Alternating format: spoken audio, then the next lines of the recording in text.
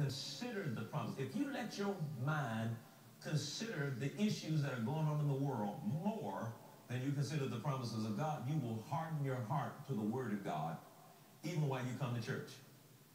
And I made a bold statement last week that a lot of Christians have their heart hardened to the Word because they're not considering the promise, they're considering the problem. They're considering what's going on and what's being said on the social networks. They're considering what's happening on the news. They're considering what went on in the paper. They're considering everything but the promise. You know, the doctor says you're sick, but you won't consider that by his stripes you're healed.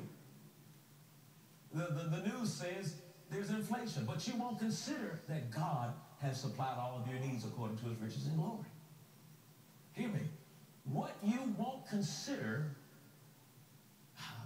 that's what you're going to be hardened to, and what you're hardened to won't come to pass.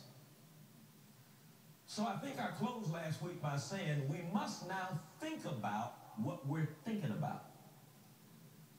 We've got to think about what we're thinking about.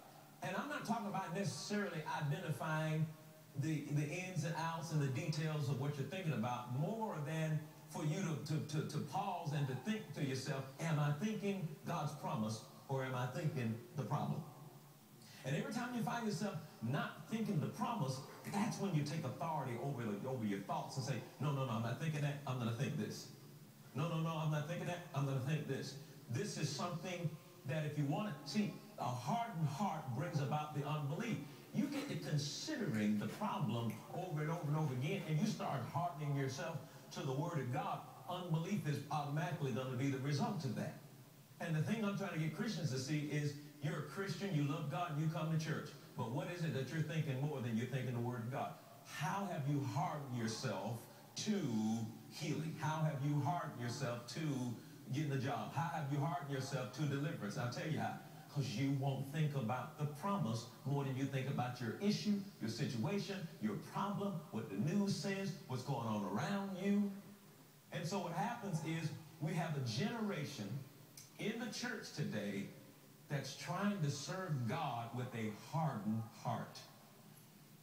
And you can't listen. You can't expect to see the promises of God come to pass for your life. You'll be exactly like these disciples were when they asked, how come we couldn't cure? How come we couldn't get results?